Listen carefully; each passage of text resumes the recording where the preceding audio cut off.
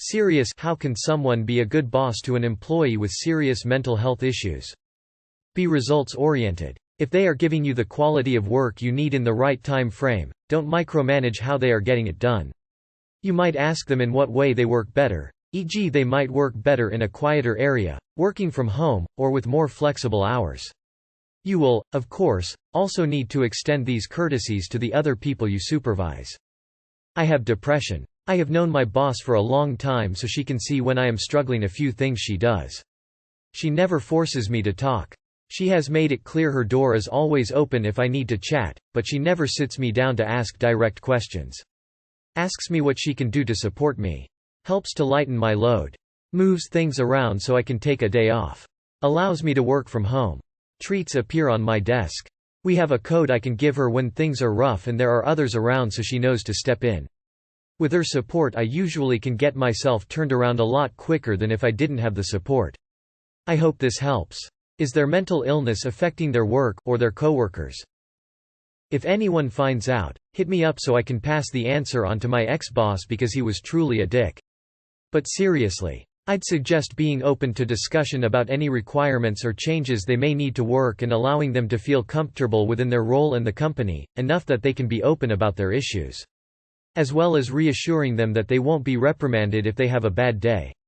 My boss used to use my mental health against me if I wasn't behaving correctly, i.e. not letting him manipulate me and make me feel bad about myself so that I do what he wanted me to do. Just don't be a heartless prick. Upvoted because I kinda wanna see where this goes for a coworker's side of things. A co-worker of mine has some mental health issues. Depends on the issues. Giving a shit enough to even ask this question is a great start. They may not be capable of their job right now. There is nothing you can do to change that. You can just decide if you are going to accept it or not. We don't live in a society that has ways of solving this unless you can support them financially until their health improves. I have no comments to add, but speaking as a schizophrenic, I am supremely grateful that there are bosses like you in the world who actually give a fuck about the people who work under them. Thank you for your kindness. Indeed, depends on the issue. I got issues too, and I don't think bosses know this, but it seems a general trend here: my work, my wife's work. It really doesn't matter where I work or for what company. I couldn't care less. I just want a job that I like. Most of the time it is the direct hierarchy, or sometimes close colleagues, that is responsible for depression or burnouts. Turning the job into something that they'll hate, removing all motivation. In my case it's micromanaging. If you start doing that, my output is reduced to about 10%. The bare minimum. So in that case, see if the cause comes outside: angry partner, financial issues, or from within the workplace, you, or any of the direct colleagues. Treat them like you would if they had any other life-changing or life-threatening medical condition, because that is exactly what it is. What would you do if an employee was diagnosed with cancer? What would you do if they broke their leg? Obviously, a lot of this depends on what job they are doing, their diagnosis, their treatment, and the individual themselves. If it's a transient issue, tell them their job is safe. Worrying about losing their job is the last thing they need right now. Hook them up with an employee assistance program if you have one. Open communication to start, but you can only get so involved. You're in a tough spot due to needing to fill specific shifts and needing reliability in the position. And #X200B. That you're asking at all is great. And #X200B. I would encourage your employee to take FMLA if at all possible. Also just ask how you can help. And #X200B. Ultimately, they do have an obligation to their job, but they may not be able to fulfill the obligations at the rail yard. So, if you really want to help, you might need to help this person find a position that gives them more of the flexibility that they need. And #X200B. Sincerely wishing you and her the best of luck. This is a tough time for mental health issues, and we're all coping our best. If it's available, you should encourage the employee to seek a medical leave program that can allow them to take off time when they need it. Are they a good employee with poor mental health, or a bad employee with poor mental health? I once had a crew member on a feature film. Great employee, but his father died recently. Literally, it was just telling him, "Good job," or every once in a while a bro hug, and you could see how much wind it put in his sails. On another instance, I had a crew member who would lie compulsively. He had slight Asperger's, which he said caused the lying. The first few times he apologized, and we moved on. But as it kept happening, eventually, firing him was the only option. Be sympathetic and supportive. But if it impacts your business, then they have to go. It's harsh. It sucks. But if business goes downhill, then more than just one employee will be negatively affected. You can't. The role of boss is not up the task of counselor and psychiatrist. In reverse, if you attempt to be psychiatrist to one, you are less effective in being a manager of the overall operation. As one with Asperger's syndrome, let me have my headphones in, if possible. I tend to work better like that, and I can regulate auditory stimuli. Also, let me have some breaks. I have ADHD as well, so I can only work for so long until my brain refuses to focus. Be compassionate, but still hold them accountable for projects that they own. Let them set the terms and boundaries for discussion, but make it clear that you are open to communication and genuinely want to help them. The biggest thing I can impress is take away the fear. The fear of losing their job, of being persecuted for their issues, of being embarrassed or stigmatized. Don't let them take advantage of the business, but let them know you are here for them, not against them. I was in a supervisory position for a few years, and had an employee tell me in a private conversation that they had a history of significant mental health issues. They were looping me in because they were concerned they might be slipping again. I basically operated with them, like, tell me if you need anything and tell me how I can best support you. When they needed to take a day, they got it. If they needed to talk, we talked. Their work never slipped, so it was never an issue we needed to explore or pursue together. I just hoped that I was an adequate support to them. I'd say it depends on what specific is up, but good things to do regardless is to be patient, be specific in requests, and if it seems appropriate to reassure them that they're doing good, you aren't mad, etc. I'm a former general manager, and I've found that the key to being a good boss is knowing your employees. I think when it comes to an employee's mental health, open communication is especially important. Talk with them, let them know you understand their situation, and try to make accommodations for them. That's my take on it. Just be understanding. If they need to take a sick day, make sure they know that it's okay. Allowing breaks is super important too. Don't make them feel like they need to keep working while having a panic attack. It's different for every person, but just being understanding and not faulting them for something out of their control goes a long way. Sit down and have a talk about how you can help them. Listen. If your employee claims to be burning out or is always tired, ask them if they need an adjustment in work hours. If they say that's not the issue, ask what it is. If they've been diagnosed with something worse than just burnout, make sure they're taken care of. If they need medication nearby in case of emergency, allow them to have it in a nearby, secure location.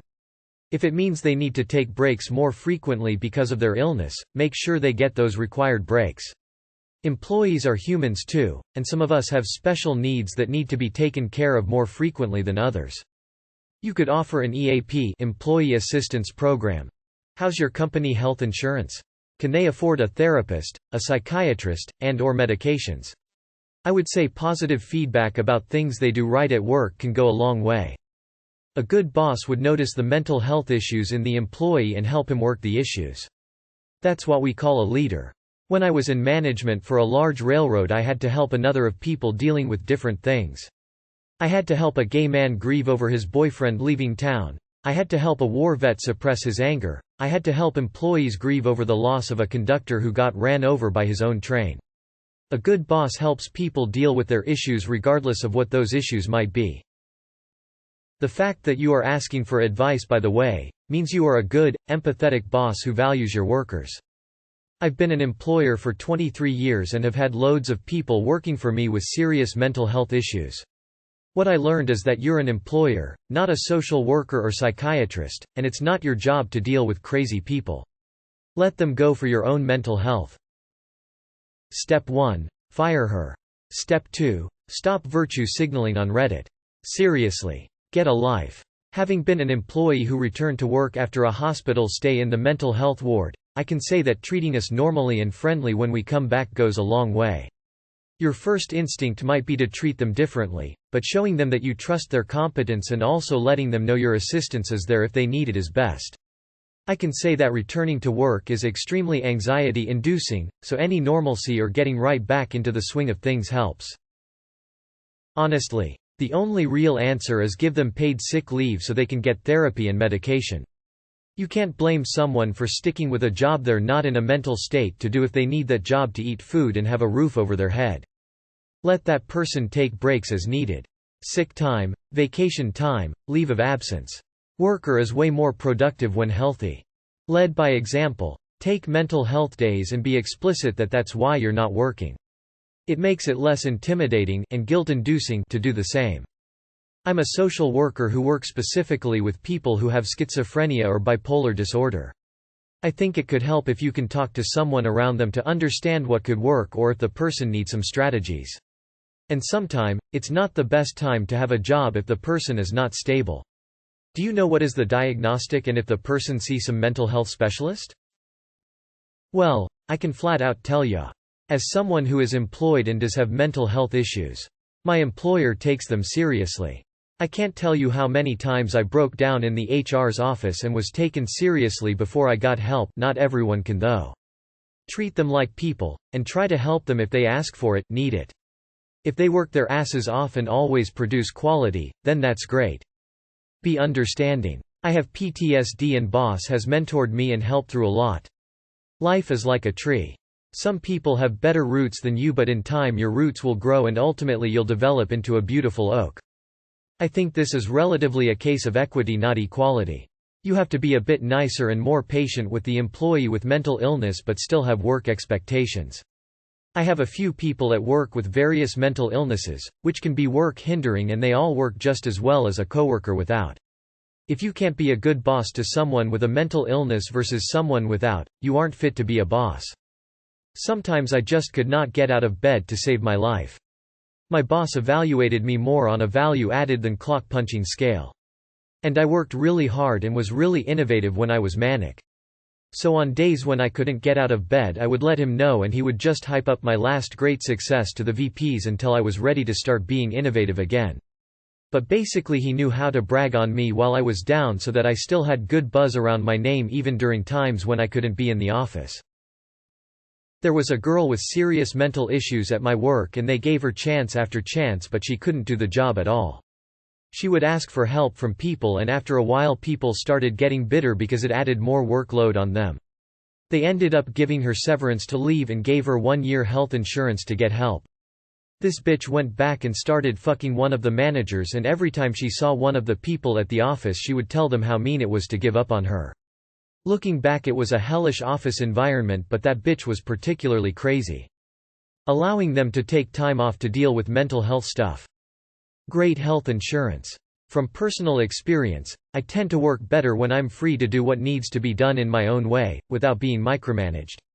Set the expectations for the day or job or whatever and provide the resources needed to do it so there is less to worry about. There might be better ways to say this, but that's how I feel. Take them seriously. Don't make it all about how much time they're missing. Don't bring up how much the business is suffering because of them if they need to be out temporarily. Treat this as if they had a visible disability illness. Don't allow gossip about the employee. Just be there, be compassionate and help them succeed. Don't be like one of my last bosses who fired me for being hospitalized after a suicide attempt because they replaced me after we already discussed my return date. Hold them accountable. I have a multitude of mental health problems. If I come to someone and say, hey, I need a few days, no more than a week, to get my mental health back on track, I hope they could give it to me, but as an adult I realize I have to be consistent. Make sure they know what your expectations are and be clear on what is not acceptable and will get them fired. The rest is on them. Holy crap, this totally blew up. Thank you all for the awards. Your advice is so helpful and hopefully it will help others who are trying to be a good employee to someone with mental health issues too. Thank you so much. Accommodations. Try to find with them other ways they can finish their work that are not the regular ways to do that certain task. In my experience, listen. Simply listen to what they need, and work with them on how to achieve the best work-play environment for them to help them excel. My father has an employee with severe depression. He just gives him the most space possible, and if he just shows up at 4 p.m. on a specific day he know that it wasn't possible to get out of bed earlier. He just trusts he does the best he can and tries to not get him work that needs him to be on time because of a customer, for example.